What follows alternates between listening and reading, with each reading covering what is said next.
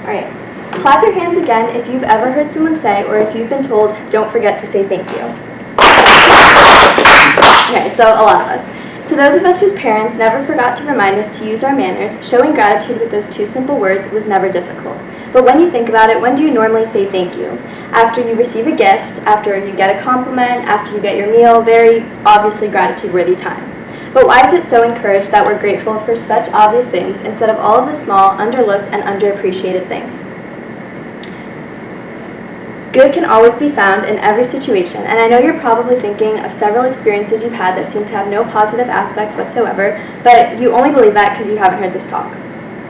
Firstly, I want to discuss an opposing mindset. I'm sure you've all heard of the term negative Nancy. Maybe you've called someone a negative Nancy, or you've been called that, or you've been told that you were being one. But really, we should all strive to stay away from the negative thoughts and feelings that would turn us into one.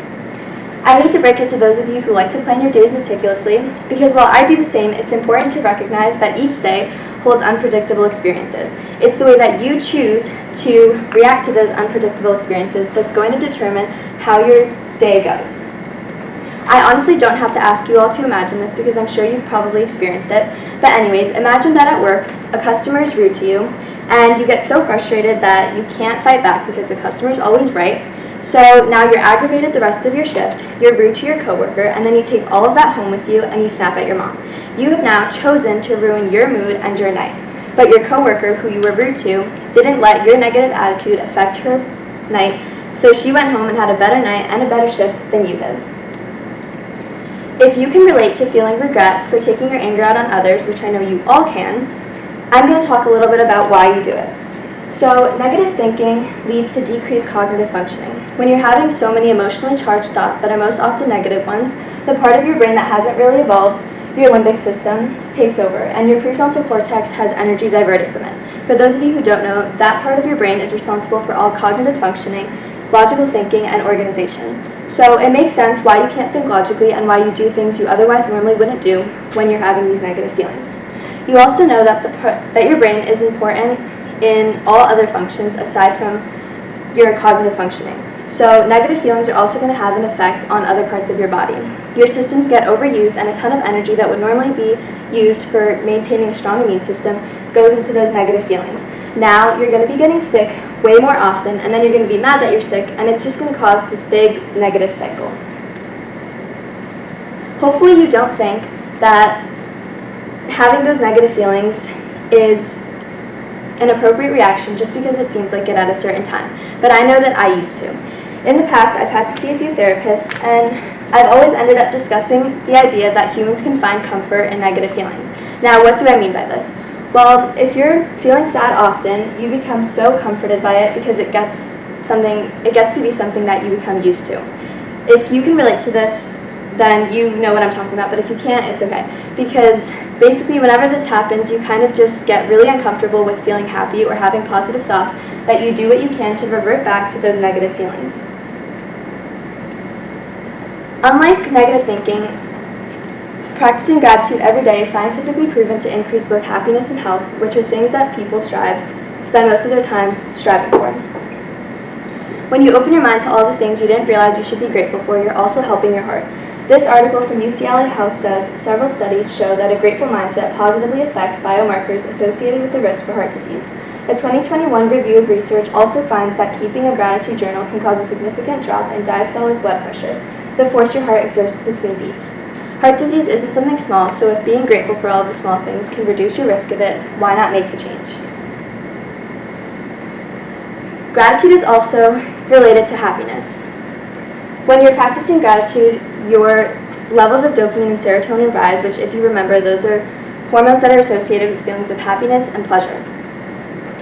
This means that if you continue to practice gratitude and happiness, you're going to end up releasing natural dopamine and serotonin, unlike most teenagers do, trying to find ways of getting those feelings through other ways.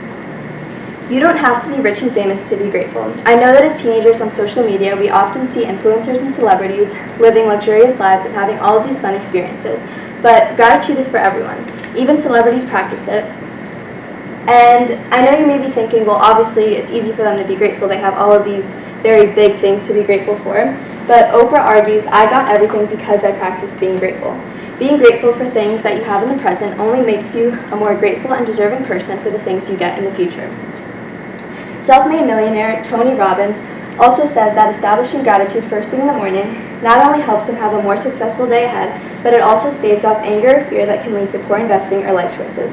The implication here is that gratitude can genuinely set you up for success and lead you to make decisions that aren't going to drive you away from success.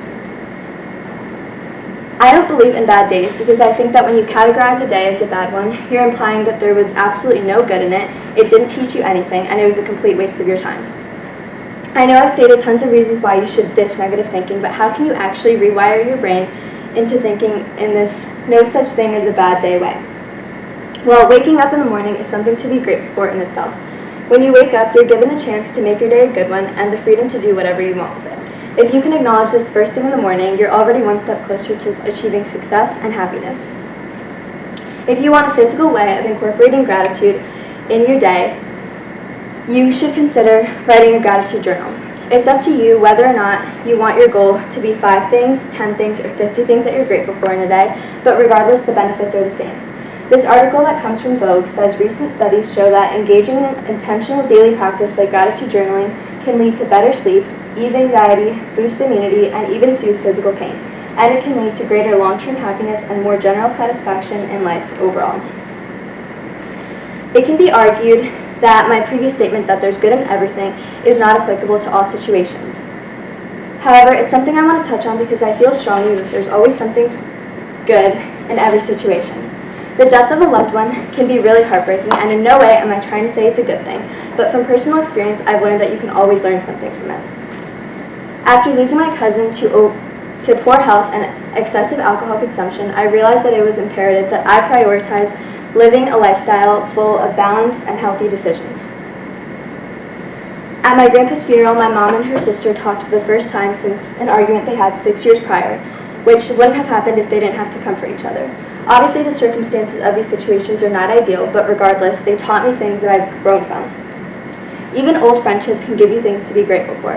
The loss of a friendship can be really painful, but friendships can teach you what a good friend isn't. They can give you experiences that make you who you are today, and give you memories that make for great stories.